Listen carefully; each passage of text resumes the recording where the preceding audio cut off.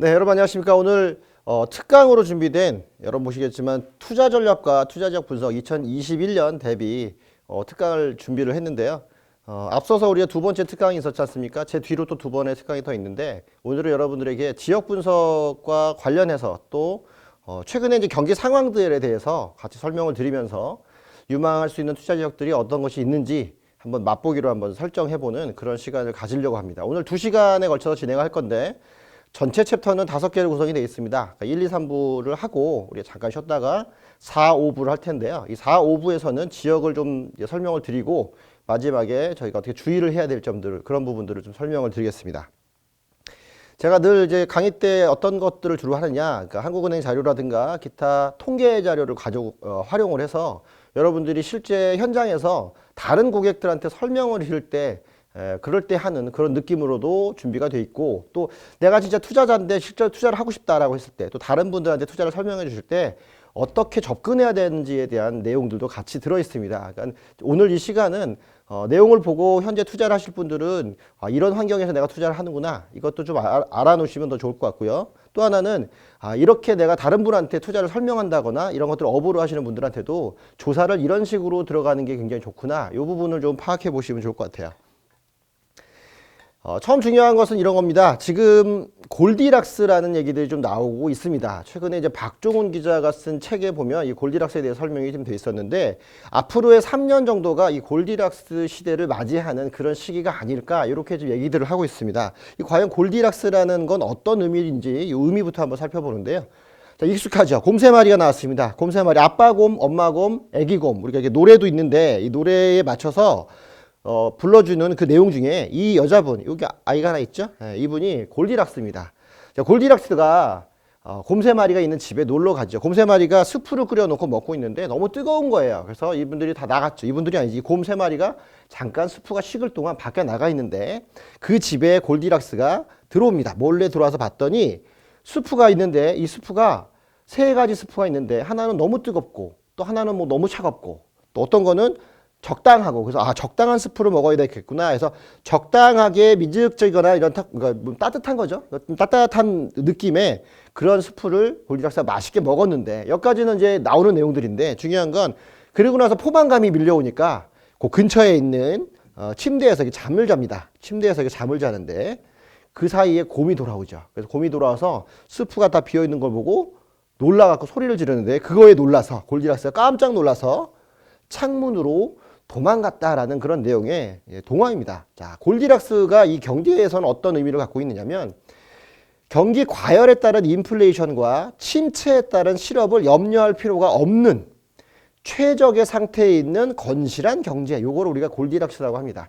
지금 우리가 코로나를 같이 맞고 있고 경기적으로 좀 더 어려움을 겪고 있지만, 지금 경기 부양책이라는 걸 통해서 경기가 좀 회복되는 그 마당에 주식도 많이 올라오고 주가도 많이 올라오고 또 경제 성장률이 다른 나라에 비해서 우리나라가 중국과 더불어서 올라오고 있는 모습들, 이런 모습들을 보고 향후에 이런 부분들이 좀 지속된다면 바로 이런 최적의 상태에 있는 그런 경제가 펼쳐지지 않을까라고 얘기하시는 분들이 있어서, 그런 부분들 때문에 골디락스 경제가 앞으로 한 3년간들은 이어질 것이다. 또는 그 안에는 어떤 내용이 있냐면, 이 경제는 금리라든가 또는 환율, 뭐 이런 또 국가적인 성장, 이런 게 중요한데 지금 금리가 굉장히 낮은 시점이란 말이죠. 이런 낮은 시점의 금리, 이 금리가 좀 오래된다고 하면 그 기간 동안에 여러 가지 경기 부양책을 통해서 경기가 살아날 수 있게끔 되는 그런 시기들, 그런 시기를 우리가 이 골디락스라고 표현을 하고 있습니다. 자, 그러면 그런 시기가 앞으로 펼쳐지겠다 그랬을 때 우리가 이런 시기에 맞춰서 자산 가치를 어떻게 평가하고 또 어떻게 이걸 벌어들여야 되는지, 어떻게 투자를 해야 되는지, 그런 부분들이 바로 지금 우리가 체크해 봐야 될 사항인데, 올해가 이 골디락스의 원년으로 불릴 수 있지 않을까. 보통 우리가 이제 올해를 보고 21년부터 작년에 그렇게 어려웠으니까 성장이 좀 크게 나올 것이다, 이렇게 얘기를 하고, 그 성장 속에서 작년만큼은 아니겠지만 자산 가치가 굉장히 올라갈 것이다 라고 기대를 좀 하고 있죠. 여러 가지 뭐 문제점들이 있긴 하지만, 그랬을 때 거기에 속해 있는 우리들도 이런 상승에 편승해서 자산 가치를 더 불릴 수 있는 시기, 그런 시기가 오지 않을까라는 거죠. 일단 거기 안에는 저금리가 들어있다라는 거예요. 이 저금리 같은 경우는 지금 금리가 역사상 가장 낮은 금리인데, 예를 들어서 이 금리가 언제까지 갈 것이냐, 또 그 저금리 동안에 불어난 유동성으로 인해서 그 유동성을 어떻게 내가 내 유리한 쪽으로 활용할 수 있느냐, 이제 그런 부분들이 바로 이 골디락스 경제에서 눈여겨봐야 될 점인데, 지금 우리나라의 현실을 한번 살펴보죠. 지금 유동성 얘기들을 많이 하는데 유동성이 우리나라에서는 절정으로 지금 치닫고 있습니다. 실제 한국은행의 통화 유동성 지표를 살펴보면요, 작년 10월까지만 봤을 때도 이미 M1이라고 하죠. 우리가 M1은 쉽게 말씀드리면 여기 나와 있는 것처럼 현금 통화, 그리고 요구불 예금, 그리고 수시 입출 입식 저축성 예금을 말해서 쉽게 그냥 현금이다 이렇게 생각하시면 돼요. 언제든지 찾을 수 있는 현금. M2는 어떤 거냐면 그 밑에 요만큼이 더 나와 있죠. 자, 이것 중에서 가장 많이 여러분들이 보는 거 MMF, 단기 자금이라고 하죠. 그리고 또 2년 미만 정기 예금. 우리 정기 예금 같은 거 1년짜리, 2년짜리 이러는데 그 2년 미만의 정기 예금, 뭐 수익 증권도 있고요. 뭐 2년 미만의 금융채 뭐 이런 것들이 있는데 가장 많이 볼 수 있는 게 이 MMF하고 정기 예금 정도 보시면 됩니다. 우리 쉽게 말해서 돈 필요하면 적금 깨자 이렇게 얘기하잖아요. 그런 부분들이 여기에 해당되는 건데, 기간을 가지고 충분히 저축해 나가는 그걸 말고 그게 바로 M2에 속해 있는 부분들인데, 그게 이 M1으로 넘어오게 되면 실제 돈을 쓰는 그런 쪽으로 유통성이 좀 빨라지는 역할들을 하는 거죠. 그러다 보니까 실질적으로 우리가 현금이라고 불리는 이 M1이 계속적으로 지난 7월, 8월 이렇게 보시면 1000조가 넘어서 1118조, 1135조까지 늘어난 걸 보실 수 있고요. 또 하나는 현금과 친구들이라고 할 수 있는 요 MMF죠. MMF하고 요 중에서 특히 이 MMF 단기 자금들은 우리가 작년에 이제 증권사 IPO도 있었고 여러 가지가 있었지만 어쨌든 시중에 돌 수 있는, 충분히 가용할 수 있는 자금들이 훨씬 3000조 가까이 늘어났다. 이런 모습들을 볼 수 있어요. 그래서 경제 체계에서는 어떤 걸 많이 보냐면 M1도 많이 보지만 실제 전체 통화량 중인 이 M2가 급격히 증가하는 부분에 대해서 쭉 눈여겨보셔야 되는 건데, 지금 작년만 해도 굉장히 많이 늘어난 부분이고, 지금 이게 10월까지의 통계니까 11월, 12월 충분히 더 늘어났다라고 또 보고요. 10월, 11월 달 그때 이제 저희가 대출을 좀 막아놨던 그런 시기였는데, 그때 신용대출이 또 엄청나게 좀 불어났죠. 이 안에 들어올 수 있는 현금성 예금들에선 그 신용대출이라든가, 또는 최근에 미국 주식이 좀 오르면서 미국 주식을 투자했다가 오시는 분들이 돈을 환전해서 다시 갖고 오는 돈들, 또 기존에 자기가 갖고 있는 자금들을 더 불려서 오신 분들, 이런 것들이 다 이 안에 포함되어 있다는 거죠.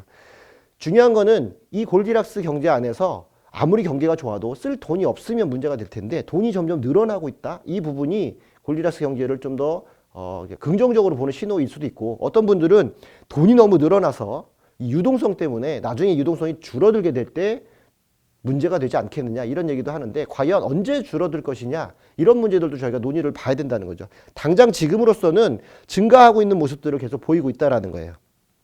실제 그래프상에서도 지표를 한번 따져본다면 2017년에 문재인 정부가 들어온 이후부터 박스권 안에 보시면 이 빨간색, 아까 말씀드렸던 광의 통화, 현금과 현금 친구들, 광의 통화 부분이 지속적으로 이렇게 증가된 모습을 보이죠. 이렇게 증가된 모습을 보입니다. 끝부분에 가서 꺾여지는 모습이 보였지만 다시 또 이렇게 살아나는 모습도 보여지는데, 그만큼 전체적인 통화의 양들은 꾸준히 증가하고 있다는 거죠. 이런 겁니다. 구간별로 이렇게 약하게 휘어져서 여기 정도의 차이와 이 차이가 달라질 수는 있어도 상승 추이는 계속 되고 있다는 거죠. 그러다 보니까 늘어나는 이 유동성에 대해서 이제 점점 우려의 목소리가 나오고 있는데, 골디락스라고 하는 그 시대에서 우리가 이 많은 유동성들이 좋은 쪽으로 가면 경기가 살아날 수 있지만, 어딘가에 하나 고여버리면 이 고여버려 있는 그 지역에서는 큰 자산의 폭등이 나오지만, 그렇지 않은 곳에서는 양극화가 발생하는 그런 문제들이 나온다는 거죠. 최근에 우리가 양극화 얘기를 계속 많이 하는 건, 이 돈이 지금 풀려있는 이 큰 돈들이 다양하게 경제 체계에 뿌려지면 좋지만 그렇지 않고 있는 현실이 조금 우려스럽다, 이렇게 보고 있는 겁니다. 자, 그런데 지금 이것만 보고도 유동성이 넘쳐난다라고 얘기를 하시는데, 잘 보시면 가장 많았던 M2가 가장 많았던 시기를 보니까, 자, 08년도 때 굉장히 큰 M2의 효과가 나온 걸 보셨죠. 이 접점, 고점이죠. 이 고점을 실제 따진다면 지금 이 고점 라인에서 아직도 한참 유동성의 차이가 남아있다는 거예요. 그래서 지금 실제 유동성이 좀 많이 올라와서 이 M2가 다른 이 나머지 광의 유동성보다 훨씬 더 많이 와서 실제 움직이는 돈들은 더 많아졌다고 하지만, 가장 높았을 때에 비교하면 사실 아직까지 진폭에 좀 여유가 있는 셈입니다. 그래서 이 유동성을 우리가 걱정할 유동성이냐, 아니면 이 유동성이 편승해서 좀 더 과감한 투자들을 들어가야 되느냐, 이 부분들이 논의를 충분히 거쳐야 되는 그런 부분이라는 거죠. 자, 그래서 앞서 우리가 3년 정도라고 말씀드렸어요. 앞으로 3년 골디락스를 즐겨라라고 얘기했는데, 자, 왜 3년일까? 왜 3년일까를 살펴봐야 되는 거죠. 자, 이 3년의 의미는 어떤 의미냐면 작년 여름, 그러니까 가을 정도 왔을 때죠. 미국의 연방준비제도 이사회, 연방준비은행이죠. 페드에서 파월 의장이 2%의 인플레이션은 용인하겠다라는 평균 인플레이션 목표제라는 걸 말씀을 했어요.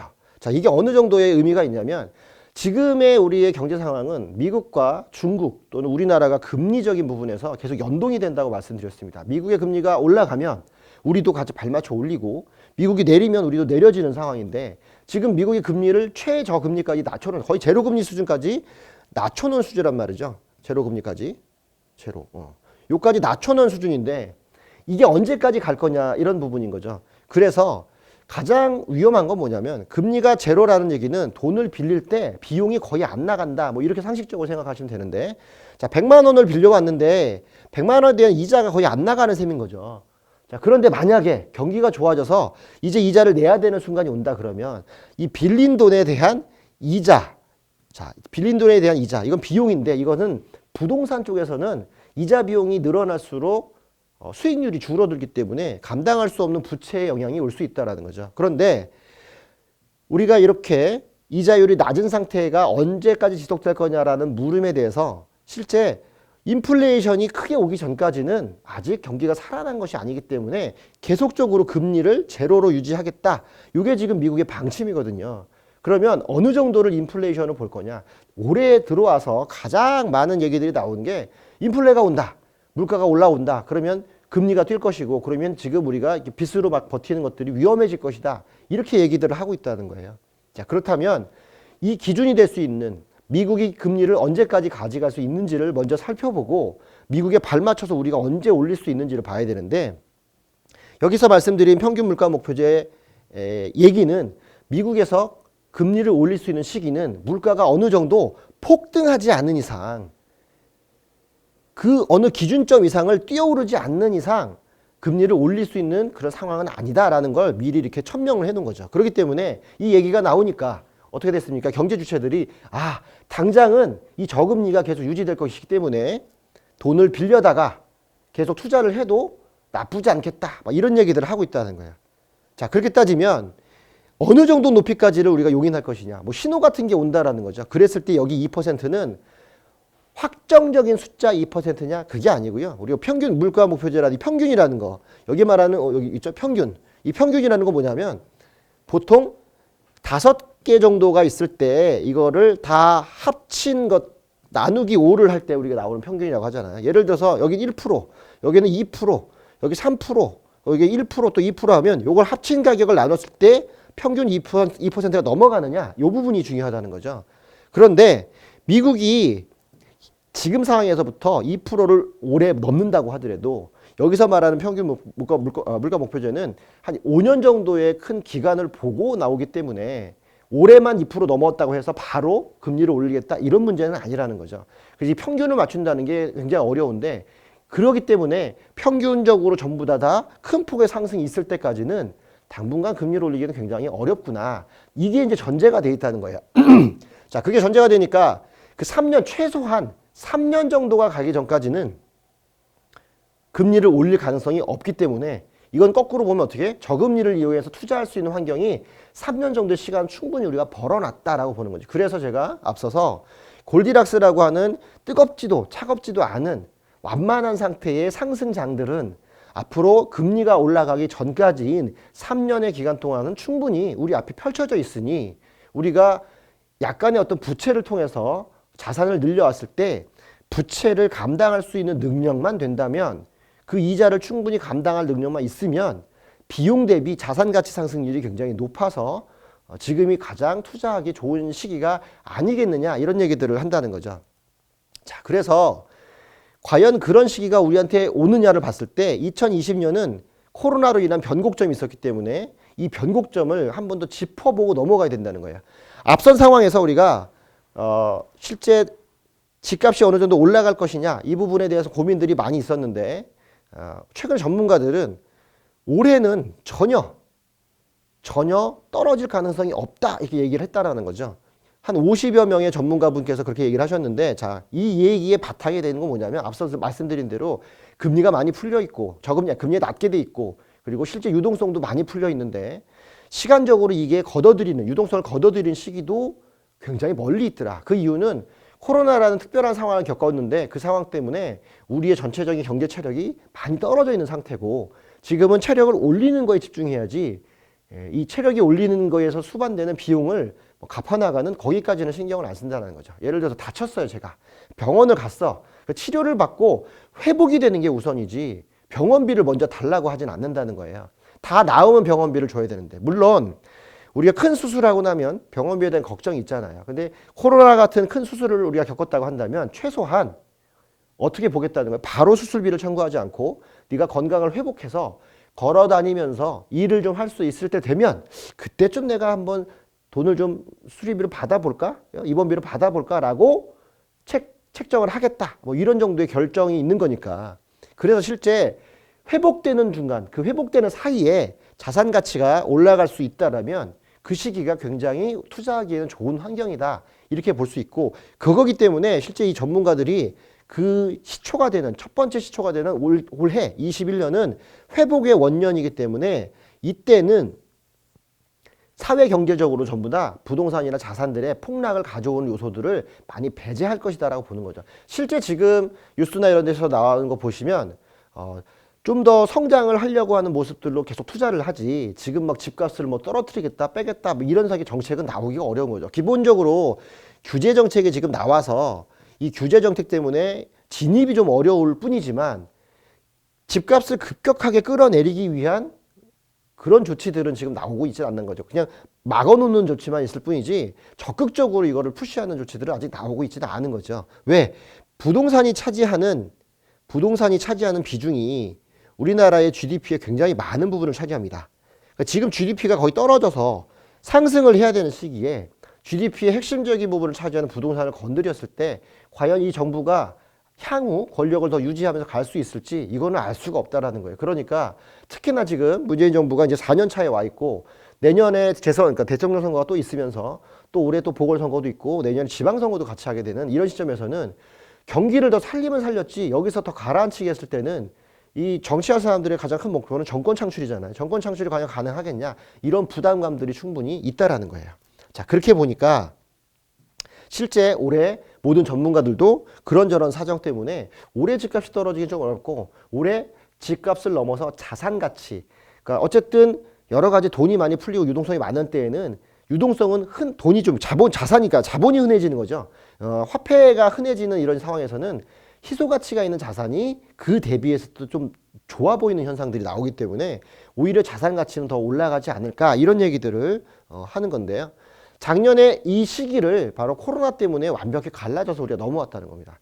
코로나가 현상을 어떻게 바꿨느냐, 그러니까 사회를 어떻게 바꿨느냐, 이거는 누누이 이제 여러 가지를 겪어서 우리가 알겠지만 가장 중요한 부분들을 키워드로 좀 정리해 보면 여기서부터 여러분들이 연상을 좀 해봐야 됩니다. 이 너머의 어떤 상황들을 살펴보셔야 되는데, 제일 먼저 우리 일상에 가장 많이 파고들었던 이 언택트라는 것을 보시면 기업들 자체도 제조업 기반의 우리나라에서 언택트 산업으로 완전히 넘어오면서 주식에서도 그것이 반영돼서 주가의 오르고 내림을 보시면 신산업들이 가장 주가가 많이 올라, 대표적인 뭐 카카오나 네이버들이 신고가를 뚫으면서 올라가고 있는 모습들을 보이잖아요. 특히나 이제 오프라인에서 온라인이 대세로, 그 전까지도 우리가 온라인이 있었습니다. 비중이 좀 작았을 뿐이죠. 예를 들어 전체 100이라면 온라인 비중이 20, 30%였는데 지금은 5대5를 넘어서 거의 온라인 70% 비중까지 급격하게 왔는데, 모든 산업은 완만하게 오는 걸 좋아하지 급격하게 올라오는 걸 좋아하지 않아요. 그런데 2020년이라는 코로나 상황에서는 그 전에 있던 기술적인 부분들이 한 해를 넘어오면서 급격하게 일상으로 파고들었다, 그렇게 보셔야 되겠죠. 우리는 아직 준비가 안 돼 있었는데 대기 중이었던 이런 기술적 요소들이 우리 일상으로 빨리 찾아오는 바람에, 그래서 평소에 그런 기술적인 부분에 준비가 돼 있던 분들은 오히려 좀 쉬웠고, 그렇지 않은 분들은 끝까지 저항을 좀 하다가 최근에서야 세상이 이렇게 바뀌었구나, 이걸 체감하게 되는 거고, 자, 그러다 보니까 사실 2019년도에 집을 구하려고 했던 분들도 놓쳤다가 작년에도 그렇게 연끌을 할 수밖에 없었던 일들이 생겼다라는 거죠. 자, 재택근무가 활성화되면서 큰 바람들이 불었어요. 기업은 만나서 회의하고 미팅하고 이런 것들이 또 우리 월요병이라도 출근하는데 힘들고 이랬는데 재택이 강제로 이루어지기 시작하면서 과연 사람들이 집에서 일을 하는데 회사가 돌아갈 수 있을까 했더니 너무나 잘 돌아간다는 거예요. 아, 출근하지 않아도 온라인으로 우리 환경이 이미 일을 잘 할 수 있는 환경으로 바뀌었고 실제 재택을 해놓고 보니까 집에서 일하는 것, 회사를 안 가서 일하는 건 충분히 이루어지는데 최근에 거리두기 때문에 카페가 문을 닫으니까 카페가 문을 닫아서 일을 못한다 이런 얘기는 나옵니다. 그만큼 사람들이 직장이라는 어떤 그 집단 안에서 일을 하는 것보다 편하게 자기의 환경을 갖춰놓고 일하는 이런 부분들 이런 걸로 많이 넘어가고 있다는 거죠. 그러다 보니까 재택에 관련돼서 나오는 여러 가지 그러니까 상황들이 달라진다는 거예요. 예를 들어서 뭐 집의 구조도 바뀌고 집에서 일하는 환경을 만들어야 되기 때문에 집안에 인테리어 투자도 많이 들어가고 좁은 집보다 넓은 집을 선호하게 되고 중심가보다 외지를 선호하면서 출퇴근을 좀 더 편하게 하는 방법들. 그래서 출퇴근 편하게 해서 하는 차량에 대한 수요가 늘어나고 좀 더 최근에 그렇죠. 돈을 많이 못 쓰고 집안에 묶여 있고 재난지원금도 받고 뭐 그런 지출이 많지 않다 보니까 남자들은 올해 작년 한 해 차를 엄청나게 바꿨고요. 여자분들은 명품을 엄청나게 구입했다. 이런 것들이 나올 정도로 생활 패턴이 바뀌고 있다는 거예요. 또 하나 유튜브가 이제 완벽하게 대세로 발돋움을 해서 유튜브를 통해서 교육도 이루어지고 개인을 알리는 홍보도 이루어지고 하물며 분양 현장에서도 모델하우스를 만들어서 직접 오지를 못하니까 VR이나 AR 또는 이게 유튜브로서 현장을 중계하는 방식으로 분양의 모습들도 바뀌고 있다는 거죠. 그래서 실제 분양된 팀들이 과거에는 조직 분양, 때 분양을 해서 막 갔다면 지금은 이렇게 영상 촬영에 굉장한 노력을 많이 들이고 이를 통해서 확장성 있게 홍보를 하는 그쪽에 초점이 맞춰지고 있는 거죠. 자, 배달, 구독. 지금 그 전에 2019년도에 우리 배달의 민족이 합병을 하면서 큰 이슈가 됐었는데 코로나 터지면서 굉장한 수익성 높은 종목으로 급부상하게 됐고 이제는 그걸 넘어서 개인이 우리 쿠팡같이 개인이 자기가 직접 타고 다니면서 배달하는 1인 배달 형태가 직업으로서도 지금 들어오게 되는 그런 현상도 있었고 구독 경제가 이제 많이 늘어났죠. 이제 하나하나씩 사는 게 아니라 때 되면 알아서 갖다 주는 형태. 커피를 내가 마시고 싶은데 스타벅스 가서 이제 잘 마시지만 지금처럼 이렇게 거리두기 제한 있고 이렇게 있을 때는 드립 커피 같은 경우를 집에서 드실 때 또 유명한 어떤 카페에서 직접 로스팅된 커피를 일주일에 얼마씩 이렇게 보내주는 경우도 있습니다. 또 구독 경제 대표적인 게 여러분들이 보고 있는 신문이라든가 어떤 기사들, 잡지들 같은 경우도 이런 식으로 넘어오고 있다라는 거죠. 자, 그러다 보니까 이 언택트가 가져온 온라인 사회에서의 여러 가지 이 반향들이 지금 우리의 일상에 너무 많이 들어와 있고 그걸로 인해서 지금 습관 자체가 다 바뀌어져 있다. 자, 이게 어떤 걸 의미하면요. 사람들은 일상적으로 어떤 하는 루틴이라고 하잖아요. 그러니까 습관을 들여서 일을 진행하는데 어느 날 그 습관이 바뀌기 시작하면 사람의 미래도 바뀝니다. 결국 우리가 좋은 습관을 들여야 좋은 훌륭하게 성장한다 이래서 그런 얘기를 많이 하는데 지금 우리 작년 1년 동안 이런 언택트 습관을 몸에 배게 하셨던 분들은 올해 굉장히 많이 달라지는 걸 느끼실 거예요. 특히 우리 이제 강의를 듣는 분들도 그렇고 중개사 공부를 하시는 분들도 마찬가지고 증을 따고 와서 실무를 하시는 분들도 작년과 올해 많이 다른 것들은 이렇게 온라인 체제로 많이 바뀌면서 좀 더 정보에 친숙해지고 좀 더 어떤 정보의 접근성도 좋아지는 그런 모습들을 보이고 있었다는 거죠. 자, 자금적인 면에서는 앞서 말씀드린 유동성이라는 부분이 엄청나게 커졌다는 거죠. 단군 이래 08년도를 제외하면 거의 최대의 유동성, 그리고 유동성 중에서도 유동성의 확장이 엄청나게 커졌다. 단순히 은행에서 돈을 빌리는 것에 떠나서 벌어들이는 모습이라든가 자산 가치 상승을 통해서 뭐 외국 증시에 뭐 몸을 담는다든가 뭐 돈을 담는다든가 뭐 그런 것들이 있었는데 대표적으로 동학개미 운동이 일어나면서 실제 많이 떨어졌던 주가가 급부상하면서 나오는 이 차익을 실현하신 분들이 이 차익을 다시 또 부동산으로 들어오기도 하시고요. 실제 2월 달에 주가가 많이 빠지고 6월 달 주가가 급히 올라가는 이 사이에 차익을 남겨셨던 분들은 6.17 대책 이후에 영끌에서 이 부분이 같이 들어와서 많이 부동산 쪽으로 넘어온 모습들도 좀 보이고 있습니다.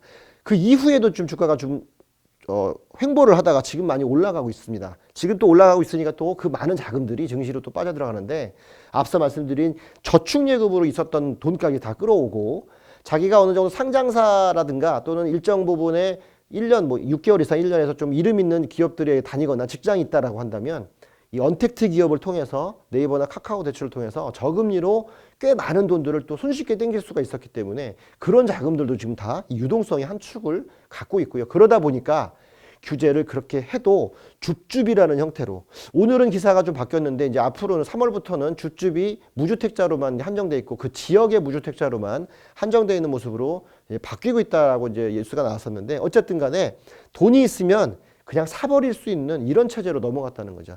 자산 가치의 상승보다 유동성이 더 많이 올라가니까 유동성으로 자산을 덮어버리는 현상들이 작년에 많이 나왔다는 거죠. 앞으로도 쉽게 바뀌지 않을 것 같아요. 아까 보여드렸던 것처럼 08년도의 유동성보다는 현재 유동성이 좀 낮기 때문에 아직까지 유동성의 갭이 충분히 있다. 더 많은 유동성들이 나올 가능성이 높기 때문에 그로 인해서 줍줍이 다른 형태로도 충분히 벌어질 수 있다는 거, 그 부분도 우리가 살펴봐야 될 변화 중에 하나입니다. 또 하나 말씀드린 저금리죠. 금리가 쉽게 올라갈 것 같지 않다. 보통 이 정도가 되면 금리 뛰면 큰일 나는데, 금리 올라가면 비용이 너무 많이 나가는데, 이래서 많이 빌리신 분들이 걱정을 하는데 과거와는 좀 패턴이 다르다는 거예요. 지금은 금리를 쉽게 못 올리는 현상까지 나오기 때문에 이 올리지 못하는 금리의 이 시기가 길어질수록 연끌을 한다든가 또 그만큼의 또 부채가 늘어난다든가 기업들한테는 많은 현금을 땡겨서 어려운 기업들을 사서 기업을 사세로 확장하는 M&A 형태로 가기도 합니다. 이런 것들 때문에 최근에 기업들은 이런 현상을 대비해서 작년 1월부터 대출을 통해서 많은 현금을 확보했었고 그 확보한 현금으로 새로운 기업들을 인수해서 더 커지고 있는, 독점화되고 있는 모습들을 많이 보이죠. 특히나 반도체라든가 전기차 부분들 뭐 이런 쪽에서 신성장 사업들에서는 돈이 있으면 이렇게 다 벤처를 새로 해서 가기가 너무 오래 걸리잖아요. 그러니까 적당한 수준의 어느 정도 기술력이 있는 업체면 그냥 돈을 주고 유동성으로 사버리는 그런 모습들을 많이 보이죠. 손정희 회장이 보통 그런 식으로 투자를 많이 하지 않습니까? 그런 것들은 바로 이 저금리가 가져온 현상이라고 볼 수 있겠죠. 아무리 돈을 많이 빌려도 금리가 낮기 때문에 유동성으로 움직이는 그 크기보다 이자 부분의 비용이 훨씬 더 적다. 이것은 꼭 이제 기업만 해당되는 게 아니고 개인들도 마찬가지입니다. 개인들이 이렇게 부채를 계속 끌어당기는 이유는 돈을 벌려고 하는 것도 있지만 과거에 있었던 빚들, 예를 들어서 뭐 대출을 했는데 뭐 5%대 대출이 나갔다면 지금 대출이 5분의 1로 줄어들었기 때문에 대환을 통해서 빚을 탕감시키는, 오히려 더 재정 건전성이 좋아지는 현상들이 저금리에 나온다는 거죠. 그래서 대표적으로 저금리에서는 어떤 걸 하느냐, 개인 부채가 있으시면 부채를 대환을 통해서 비용을 낮추는 작업을 해놔야 혹시 모를 어떤 게 급반등 때 올라오는 이 부채를 견뎌낼 수 있는 힘이 생겨서 지금이 바로 개인들도 자산을 조금 변경하는, 자산 재배치를 하는 그런 시기다. 그러다 보니까 팔 거 팔고 나올 거 해서 또 좋은 걸 옮겨오고 이런 것들이 많이 이루어지고, 가장 많은 증여가, 이 많은 유동성을 내가 다 갖고 있어 봐야 의미가 없기 때문에 유동성을 자녀한테 주는 유동성 증여가 좀 많이 작년에 나왔다. 그렇게도 보실 수 있고요. 부동산 쪽에서는 지금 이 저금리라든가 이 유동성을 통해서 이것들이 전부 다 규제 정책으로 들어온다는 거예요. 자, 그러다 보면 규제 정책 안에서 이 돈들이 들어오다 보면 그 주변 지역에 올라가는 풍선 효과들이 당연히 벌어질 수밖에 없고, 그래서 작년 6.17부터 여러 가지들이 규제들이 있었지만 규제를 덮어버리는 초과적인 구매력이 나온다는 건 바로 풍선 효과 지역에 이 돈들이 유입됐다라고 볼 수 있는 것들이고, 특히 또 작년에 1억 미만, 왜? 규제를 하도 하니까 규제를 피해갈 수 있는 조건에 맞는 것들에 대해서 소액 자금들이 많이 몰리는, 그래서 1억 공시가격 1억 미만의 아파트들에 많은 자금들이 몰려서 이 물건들이 급등을 하게 되는 그런 이유도 좀 생겼고요. 대형 평형, 앞서 말씀드린 이런 재택이라는 게 이런 게 습관화되다 보니까 이제 집이 좁으면 불편한 거예요. 맨날 집에 잠만 자러 들어가고 술 먹고 늦게 들어가고 이랬다가 어느 날부터 집에 계속 있어야 되는데 있으니까 가족끼리 함께 보내는 게 시간이 많아 좋다? 어색한 거야, 가족들이. 우리가 언제 이렇게 많이 쳐다봤나. 그러다 보니까 어색한 가족들끼리 다툼도 자전하고. 자, 그래서 뭐라고 하냐, 집에서도 각자의 방들이 좀 있었으면 좋겠고, 각자의 방에 여기는 업무 공간, 여기는 뭐 거실 공간, 여기는 홈트, 특히 운동할 수 있는 공간, 뭐 이런 것들이 좀 있었으면 좋겠다 하다 보니까 이제 24평 규모가 적어 보이고 오히려 33평도 빡빡해 보이는 거죠. 그러다 보니까 40평대를 선호하는 쪽으로 바뀌었고요. 거기에 이 유동성이 들어오기 시작합니다. 그러니까 대형 평형 가격들이 굉장히 많이 올라가고, 최근 5년 동안 대형 평형의 공급이 거의 전체 공급량의 10%를 안 넘다 보니까 이제 점점 귀해지는 모습들을 보여주는 거죠. 그래서 최근에는 또 다세대 물건에 사람들이 많이 모이는데 그 다세대 물건들도 과거에는 원투룸, 임대하기 좋은 원투룸이었지만 임대사업자 제도가 실패하면서 지금은 20평대, 30평대로 전용 면적이 넓어지는 구형 빌라들을 많이 잡아가는 현상들을 보입니다. 왜? 그 물건을 거주도 물론 이제 하려고 하지만 실제 집이 하나 있는 분들이 다세대 주택의 넓은 지역들, 넓은 집들을 자기의 워크 공간으로 바꾼다는 거죠. 하나의 홈트 공간, 하나의 워킹 공간으로 바꿔서 집을 자기 집 근처에 있는 빌라를 하나 더 사서 왜? 아파트는 규제가 있지만 다세대는 규제에 빠졌잖아요. 그래서 이렇게 넓은 구형 다세대를 사서 거기를 자기의 직장에 대처하는 재택근무를 대처하는 공간으로 바꾸고 있다는 거예요. 그러다 보니까 굉장히 잘 팔리고 경매에서도 좀 잘 나가는 그런 모습들을 보인다는 거죠. 국가에서는 어떻습니까? 국가에서는 이 위기를 타개하기 위해서 돈을 많이 푸는 정책들을 하는 게 이게 바로 재정정책이죠.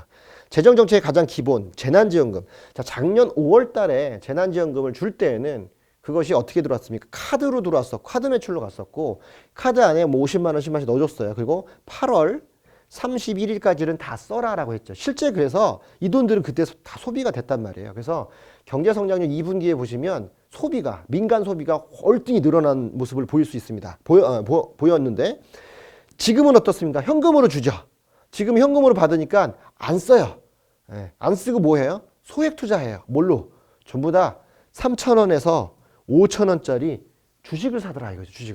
주식 계좌를 열어서 550만 원을 받든 100만 원을 받든 이렇게 산다는 거죠. 또 이 돈을 혹시 모르니까 단기 저축에 넣어놨다가 위험할 때를 대비해서 저축으로 해놓는, 돈을 쓰라고 줬더니 저축률이 더 늘어나는 현상들이 지금 나오고 있다는 거죠.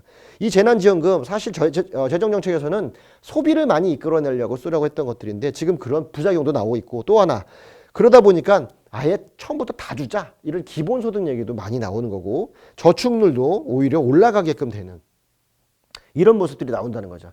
경제 구조에서는 소비가 굉장히 많은 걸 차지합니다. 미국이 대국이 될 수 있었던 건 미국은 70%가 소비로 이루어지는 나라고 그 소비를 받쳐줬던 게 바로 중국의 싼 물건들인 거죠. 지금 미중 무역 전쟁이 나오는 이유는 중국의 싼 물건들이 들어오기 어려워지면 미국의 소비가 그만큼 죽어나가는데 그런 갈등이 좀 있다라는 거예요. 그래서 미국도 어떻게 해야 돼요? 내수를 살리겠다는 거고, 그래서 중국과의 무역 전쟁에서 조금 피해를 보더라도 미국 내 내수를 살리겠다 이런 얘기를 하는 거고, 우리나라도 마찬가지로 일본과의 어떤 그 수출에 대한 그런 마찰 이럴 때 내수를 살리자고 얘기를 해서 작년 한참 그렇게 했었던 거고, 지금 중국이 그런 모습을 보이죠. 중국이 수출을 계속해서 돈을 벌고 했다는 건데 이제 미국과의 문제가 생기니까 어떻습니까? 중국 자국 내에 또 그 14억이나 되는 인구, 15억에 되는 인구에 대한 내수를 좀 활성화하려고는 쌍순환 전략을 지금 쓰고 있다라고 해서 중국이 성장이 높게 나올 수 있는 이유가 되고, 중국은 코로나도 먼저 겪었는데 그러죠. 자, 그런 모습들이 전 세계적으로 나오는데 결국은 뭐예요? 소비가 이루어지지 않으면 어려운데 그런 소비들이 지금 원활하게 돌아가지 않는 모습도 코로나 이후에 우리가 갖고 있는 불안감이 반영됐다 이렇게 보실 수 있겠습니다. 자, 그리고 올해 특히 많이 나타날 것 같은 거 바로 이 관료주의입니다. 작년과 더불어서 올해 전체적으로 정책을 펴시는 분들이나 국가 체제 안에서 관료들이 많이 올라왔습니다. 이 정부 초기에서는 학자들이 좀 진출을 해서 자기의 어떤 논리라든가 이런 것들을 정책에 좀 반영하고 실현하려고 노력했지만 많이들 실패했단 말이에요. 대표적인 소득주도 성장이 중간에 좀 실패가 되고 코로나가 오면서 관리 모드로 들어갔다는 거예요.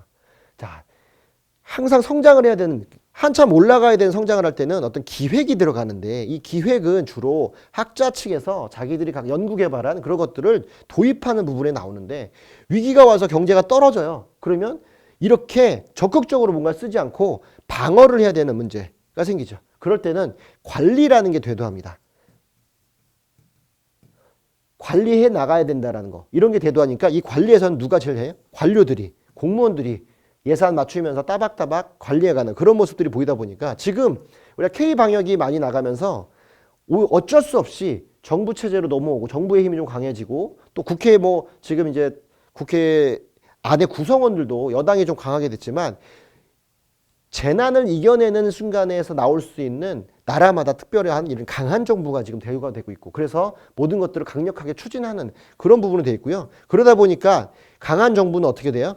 법률을 좀 더 만들어서 제한을 많이 가하는 형태로 변화됩니다. 그거에 바로 입법 중심으로 가고 그렇기 때문에 미국도 블루웨이브가 나타났고 우리나라도 우연찮게 민주당의 블루웨이브가 있으면서 입법 정책이 강해지다 보니까 규제가 예전에는 한참 다퉈야만 나올 수 있었던 건데 지금은 입법 국회의원들이 의원 입법을 내놓으면 바로 본회의까지 나가는데 크게 어려움이 없는 상태로 지금 가고 있다는 거죠. 그러다 보니까 어떻게 돼요? 모든 것들 예상하는 모든 것들이 규제로 나올 땐 굉장히 빨리 나온다. 우리 특별하게 임대차 3법 같은 임대차 2법도 마찬가지죠. 작년에 보통 나오면 뭐 국무회의 거치고 뭐 거치고 뭐 소관 상임위 거치고 나와서 6, 7개월 넘게 걸리는데 뭔 법이 나오면 한 3개월이면 그냥 다 통과가 돼요. 자, 그 얘기는 입법을 장악하고 있기 때문에 또 강한 정부를 지금 원하는 시기이기 때문에 무리 없이 입법으로서 모든 걸 해결할 수 있다. 이렇게 가는 현상들이 지금 나오고 있다는 거죠. 자, 이 모든 것들이 다 어떤 방식으로 들어왔다? 이렇게 fear of missing out이라고 해서 포모 현상이죠.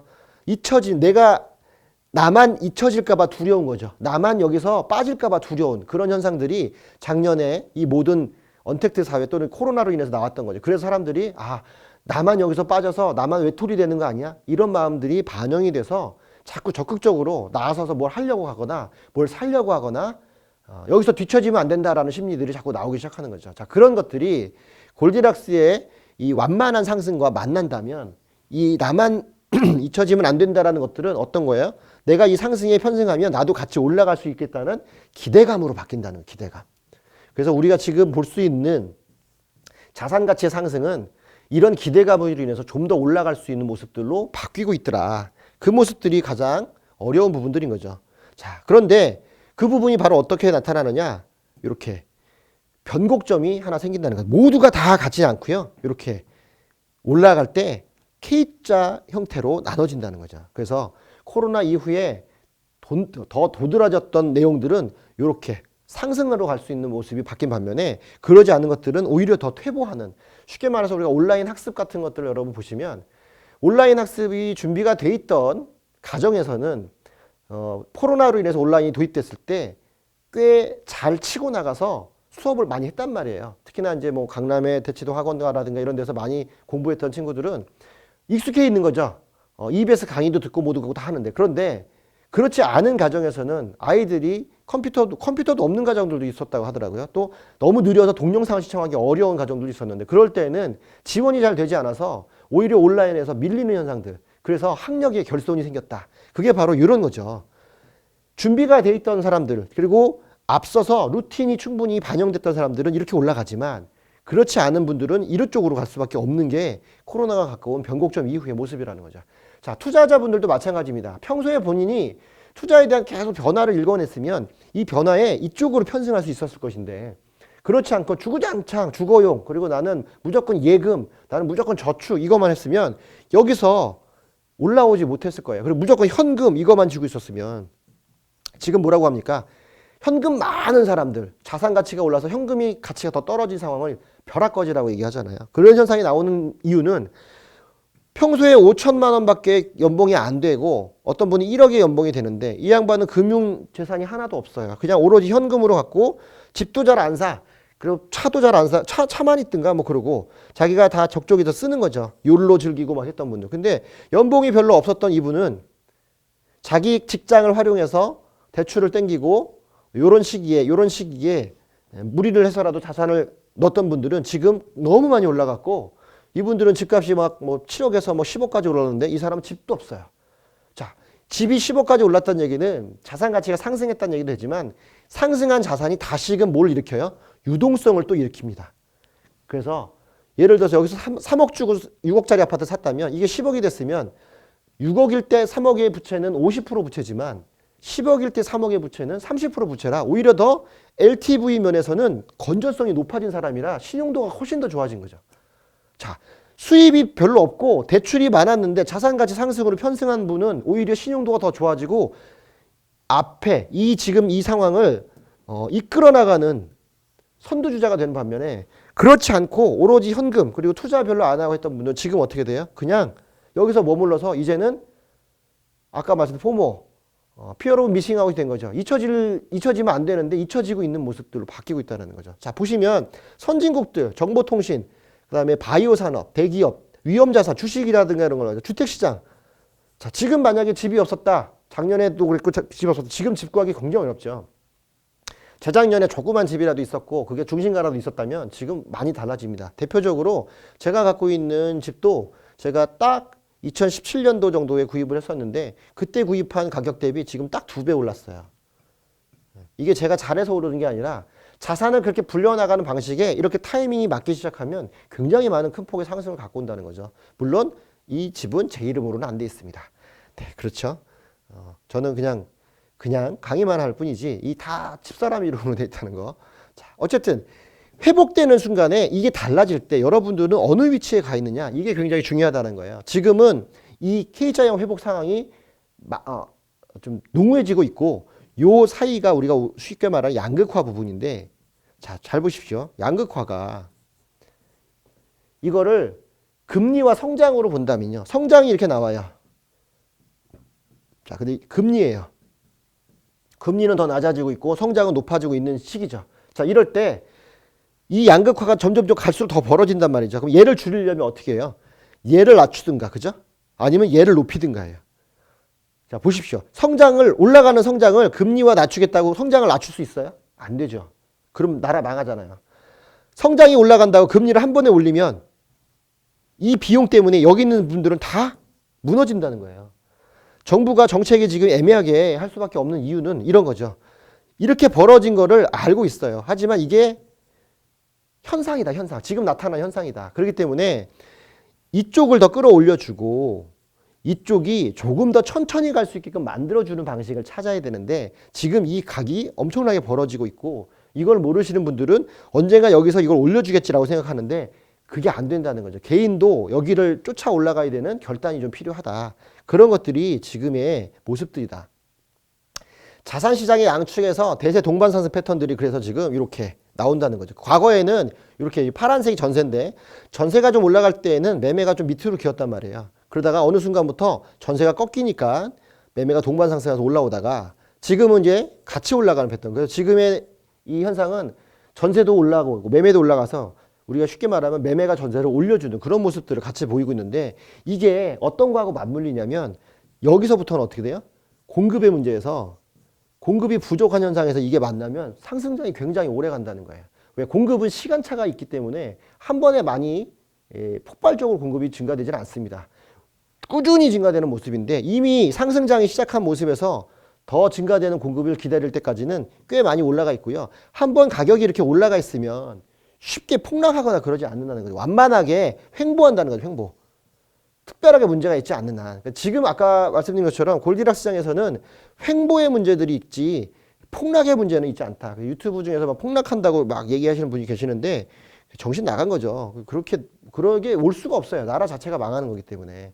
자, 그래서 부동산 규제를 피하고 정부의 정책을 방향을 읽어내는 게 굉장히 중요합니다. 이 방향을 읽어야 될 때 어떤 부분을 봐야 되느냐. 통계청에 이런 자료가 있습니다. 통계청에서 보면 2019년 주택 통계를 냈더니 2년 전에 집을 한 채만 갖고 있다가 지난해 추가로 사들였다. 그래서 다주택자가 됐다. 이런 분도 계시고 다주택자였다가 한 주택을 팔아서 그냥 주택이 하나 있는 분이 계시고 무주택자도 많았는데 지난해 무주택자에서 주택 보유자가 되신 분들도 이만큼이나 해요. 결국은 뭐예요? 다 집이 있는 분들인 거예요. 두 개에서 하나 있다가 하나에서 두 개로 갔든가 아니면 없다가 하나 생기든가. 그래서 계속 증가한다는 거죠. 자, 이렇게 증가하는 추세 안에서 뭐는 낮아져 있어요.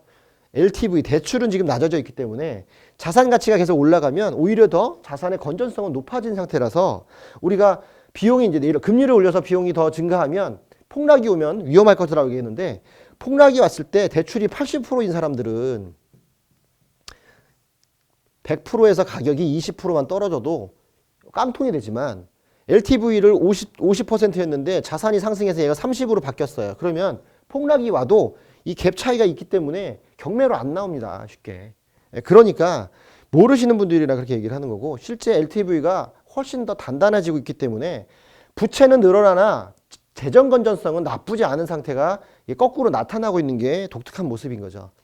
국토연구원에서도 중장기 실적에서 보시면 이렇게 주택 인허가 실적이 계속 줄고 있는 모습을 보여요. 2015년, 16년, 17년, 18년, 19년. 자, 인허가가 줄어들었다는 얘기는 물건에 스타트가 안 들어갔다는 얘기예요. 그런데 준공은 어떻게 돼요? 준공은 여기서 말하면 2015년도, 15년도부터 준공이 이렇게 늘고 있다가 2018년도에서 준공이 꺾여요. 준공이라는 건 완성된 집이 점점점 줄고 있다는 거죠. 자, 그러면 겹쳐서 보십시오. 겹쳐서. 2017년도부터 겹쳐서 볼까요? 2017년도에 이미 여기서부터 15년도부터 줄고 있었는데 얘가 이렇게 늘다 꺾이니까 뭐 요렇게 된 상태인가? 뭐 그렇게 되겠죠? 그러면 최소한 두 가지가 같이 올라가려면 인허가부터 많이 늘어나야 되는데 인허가가 나와서 준공까지 최소 2년에서 3년 걸려요.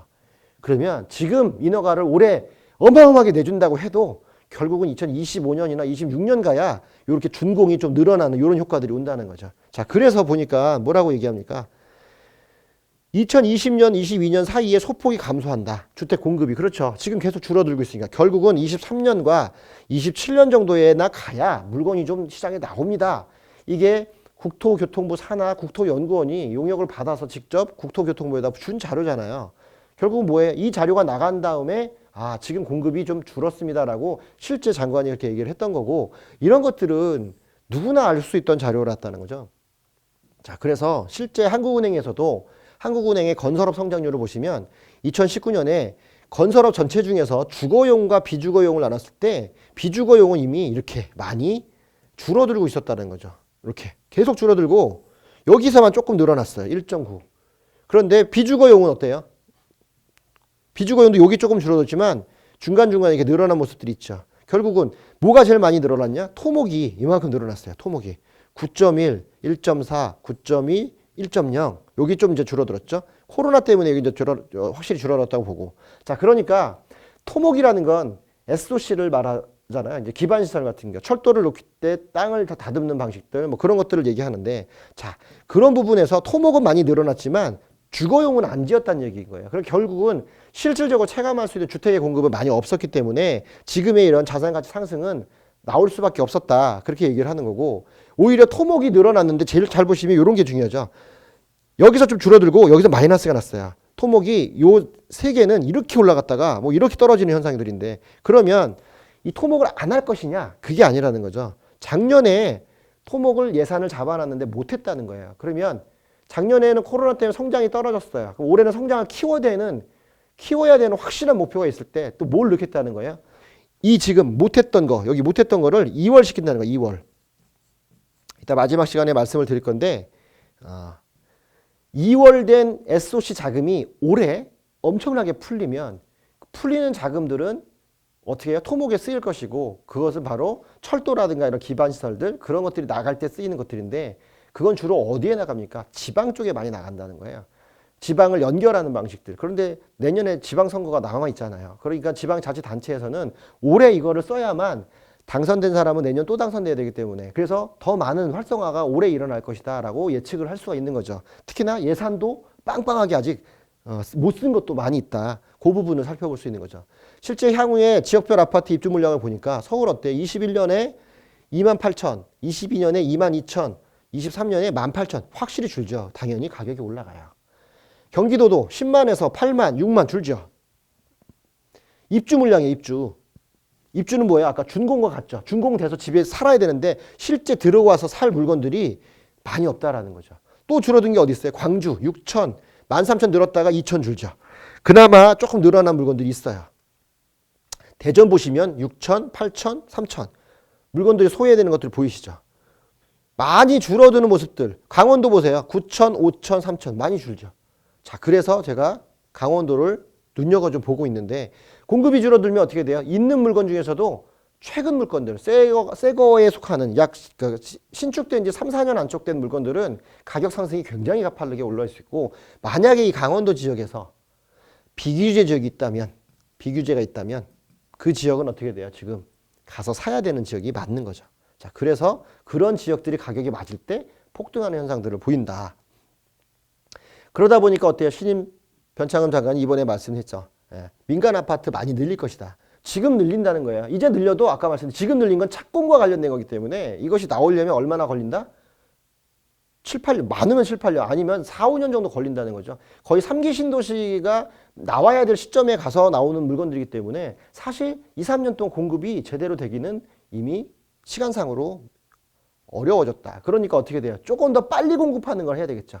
자, 여기서 말하는 2, 3년은 어떤 거예요? 이거는 아파트를 위주로 보는 건데, 여기서 민간 아파트는 근데 실제 보시면 서울 도심에 주택 공급이 주택이잖아요. 아파트가 아니라. 그럼 어떻게 돼요? 여기서 추정할 수 있는 건 우리가 다세대, 조금 괜찮은 다세대들에 대한 역세권 공급들을 풀어줄 수밖에 없겠다. 왜? 다세대는 6개월에서 8개월이면 짓고 입주까지 끝나기 때문에 짧은 시간 내에 공급할 수 있는 그런 물건이라는 거죠. 자, 그러다 보니까 이게 다세대 공급에 대해서 나올 수밖에 없는 현상이 지금 펼쳐지고 있기 때문에 설 전에 우리 문재인 대통령도 얘기를 하셨죠. 이렇게 시장의 예상을 훨씬 뛰어넘는 주택을 공급하겠다라고 하면서 가장 대표적으로 뭘 했어요?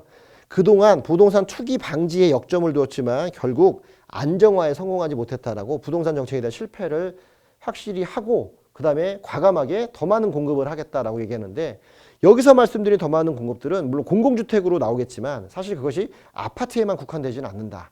결국은 다세대 쪽에서 좀 더 많은 공급들을 통해서 또는 근린주택 쪽에 그러니까 이면도로에 있는 우리가 이제 가로주택 정비 사업이라든가 또는 준주거 지역의 용적률 상한을 통해서 나올 수 있는 것도 지금 한참 회자되고 있는 내용들이 이번에 공급 방안에 많이 담길 건데 지금 이렇게 예상을 훨씬 뛰어넘는 주택의 공급에 가장 기반이 되는 건 작년에 나왔던 8.4 공급 대책이 있습니다.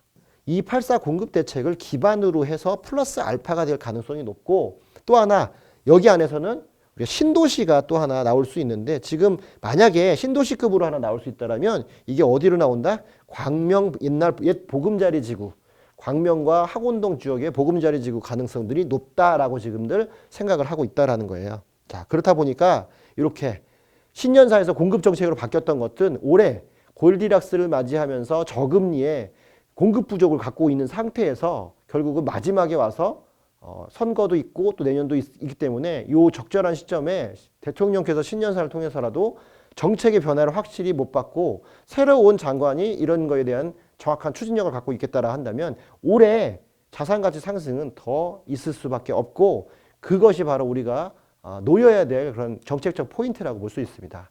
그래서 1부는 이 정도 시간으로 마치고 2부에서는 여기서 나온 내용들을 가지고 어느 지역이 투자의 포인트로 갈 수 있는지 지역과 그리고 또 투자를 했을 때 좀 주의해야 될 점 그 점까지도 같이 한번 알아보도록 하겠습니다. 잠시 쉬었다 만나 뵙겠습니다.